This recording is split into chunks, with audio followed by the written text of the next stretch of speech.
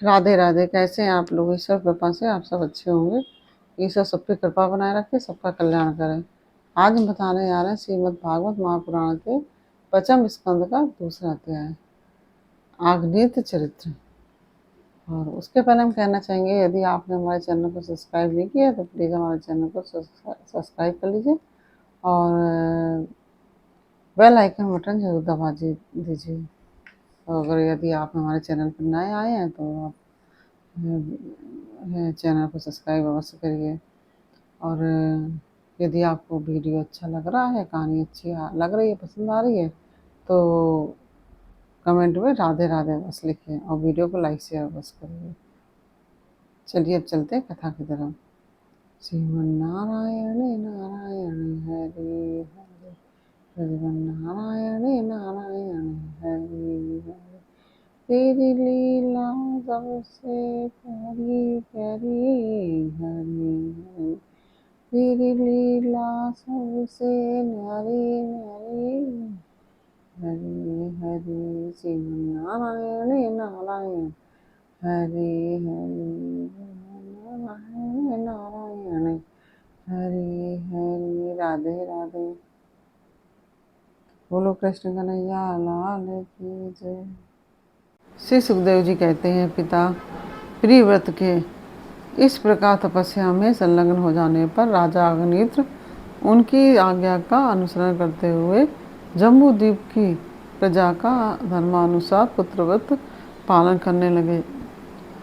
एक बार वे पितृलोक की कामना से सत्पुत्र प्राप्ति के लिए पूजा की सब सामग्री जुटाकर सुर सुंदरियों के क्रीड़ा स्थल मंदराचल की एक घाटी में गए और तपस्या में तत्पर होकर एकाग्र चित्त से प्रजापतियों के पति श्री ब्रह्मा जी की आराधना करने लगे। आदिदेव भगवान ब्रह्मा जी ने उनकी अभिलाषा जान ली अतः उनकी सभा की गायिका पूर्व चित्ती नाम की अप्सरा को उनके पास भेज दिया।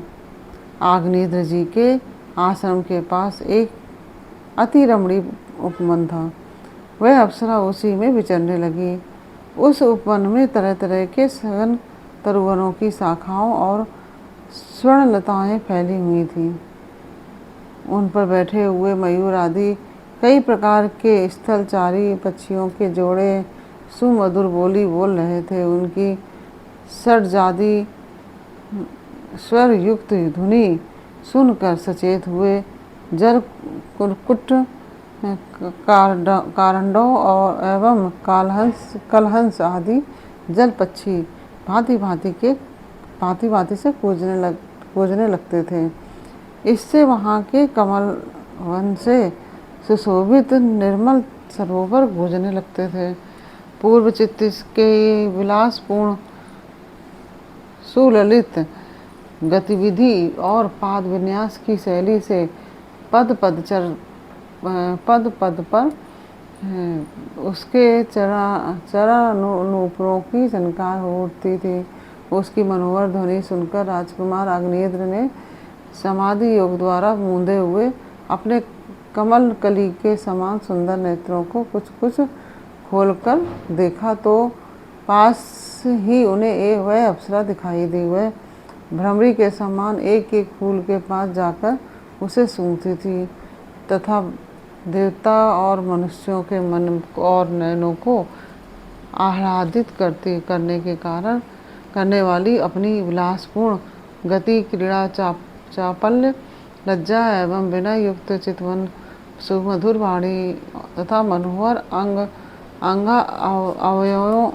अवयवों से पुरुषों के हृदय में कामदेव के प्रवेश के लिए द्वार सा बना देती थी। जब वह हंस कर बोलने लगती थी तब ऐसा प्रतीत होता था मानो मुख से अमृतमय मादक मधु झर रहा है।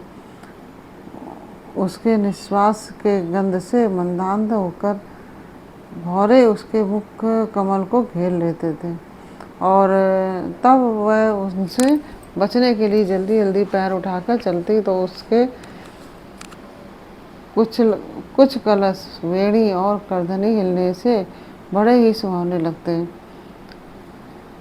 यह सब देखने से भगवान कामदेव को अग्नित के हृदय में प्रवेश करने का अवसर मिल गया और वे उनके अधीन होकर उसे प्रसन्न करने के लिए पागल की भांति इस प्रकार कहने लगे। मुनिवर, तुम कौन हो? इस पर्वत पर तुम क्या करना चाहते हो? तुम परम पुरुष श्री नारायण की कोई माया तो नहीं हो? भों की ओर संकेत करके सके तुमने ये बिना डोरी के 2 धनुष क्यों धारण कर रखे हैं? क्या इनसे तुम्हारा कोई प्रयोजन है अथवा इस संसार आरण में मुझ जैसे मत वाले मृगों का शिकार करना चाहते हो? कटाक्षों को लक्ष्य करके तुम्हारे ये 2 बाण तो बड़े सुंदर हैं और पहने हैं। ओह, ये कमल दल के पंख हैं, देखने में बड़े शांत हैं और हैं भी पंखहीन। यहाँ वन में विचरते हुए तुम इन्हें किस पथ छोड़ना चाहते हो? यहाँ तुम्हारा कोई सामना करने वाला नहीं दिखाई देता। तुम्हारा यह पराक्रम हम जैसे जड़ बुद्धियों के लिए कल्याणकारी हो। भंवरों की ओर देखकर भगवान, तुम्हारे चारों ओर जो ये शिष्यगण अध्ययन कर रहे हैं वे तो निरंतर रहस्युक्त सामगान करते हुए मानो भगवान की स्तुति कर रहे हैं और ऋषिगण जैसे वेद की शाखाओं का अनुसरण करते हैं, उसी प्रकार ये सब तुम्हारी चोटी से झड़े हुए पुष्पों का सेवन कर रहे हैं। नूपुरों के शब्द की ओर संकेत करके ब्राह्मण तुम्हारे चरण रूप पिंजरों में जो तीतर बंद है उनका शब्द तो सुनाई देता है, परंतु रूप देखने में नहीं आता। करधनी सहित पीली साड़ी में रंग की कांति की उपेक्षा कर तुम्हारे नितंबों पर यह कदम्ब कुसुमों की सी आभा कहाँ से आ गई? इनके ऊपर तो अंगारों का मंडल सा भी दिखाई देता है, किंतु तुम्हारा वल्कल वस्त्र कहाँ है? कुमकुम मंडित कुचों की ओर लक्ष्य करके द्विजवर तुम्हारे इन दोनों सुंदर सींगों में क्या भरा हुआ है? अवश्य इनमें बड़े अमूल्य रत्न भरे हैं, इसी से तुम्हारा मध्यभाग अपना क्रस होने पर भी तुम इनका बोझ ढो रहे हो। यहाँ आकर तो मेरी दृष्टि भी मानो अटक गई है और सुभग इन सींगों पर तुमने यह लाल लाल लेप सा क्या लगा रखा है? इसकी गंध से तो मेरा सारा आश्रम महक उठा है। मित्रवर, मुझे तो तुम अपना देश दिखा दो जहाँ के निवासी अपने वक्षस्थल पर ऐसे अद्भुत अवयव धारण करते हैं जिन्होंने हमारे जैसे प्राणियों के चित्तों को क्षुब्ध कर दिया है तथा मुख में विचित्र हाव भाव, सरस भाषण और अधरामृत जैसी अनूठी वस्तुएं रखते हैं। प्रियवर, तुम्हारा भोजन क्या है जिसके खाने से तुम्हारे मुख से हवन सामग्री की सी सुगंध फैल रही है? तो मालूम होता है कि तुम कोई विष्णु भगवान की कला ही हो, इसलिए तुम्हारे कानों में कभी पलक न मारने वाले मकर के आकार के 2 कुंडल हैं। तुम्हारा मुख एक सुंदर सरोवर के समान है, उसमें तुम्हारे चंचल नेत्र भय से कांपती हुई 2 मछलियों के समान, दंत पंक्ति हंसों के समान और घुंघराली अलकावली भौरों के समान शोभायमान है।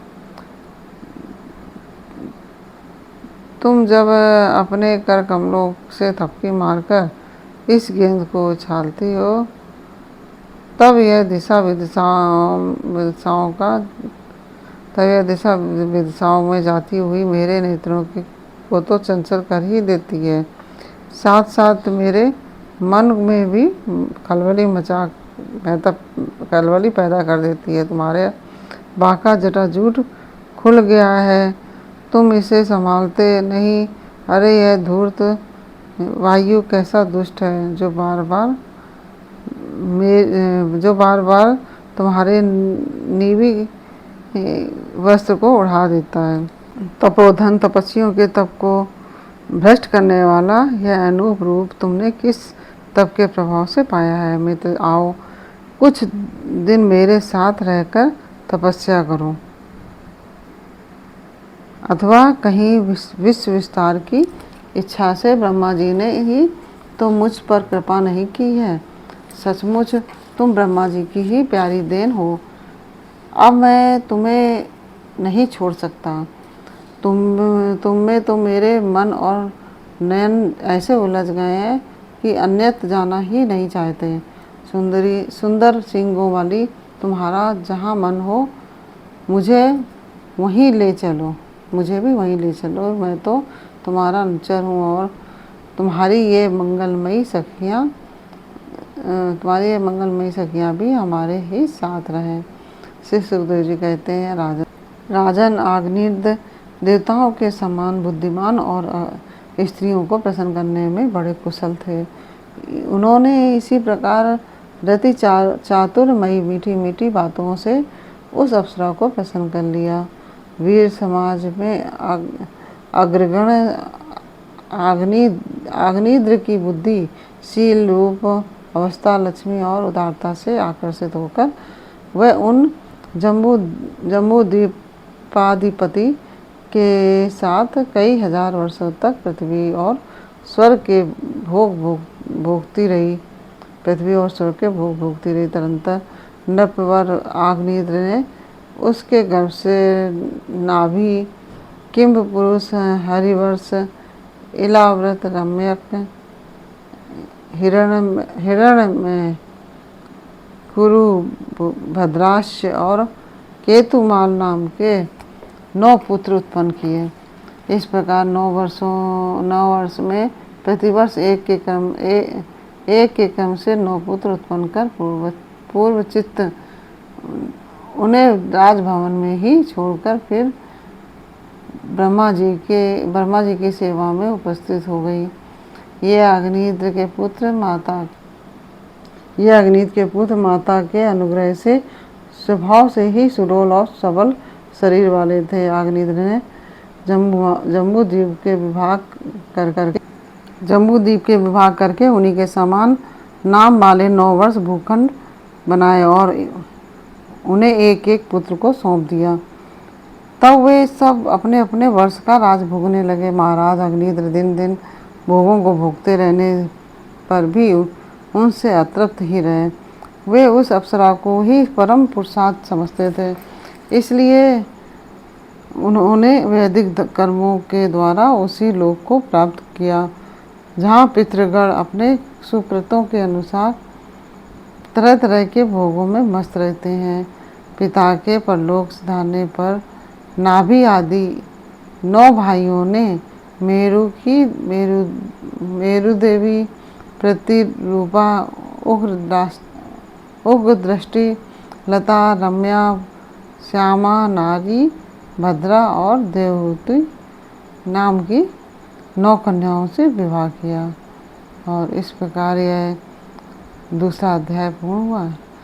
श्रीमन्नारायणी नारायणी हरि हरि, भजमन्नारायणी नारायणी हरि हरि।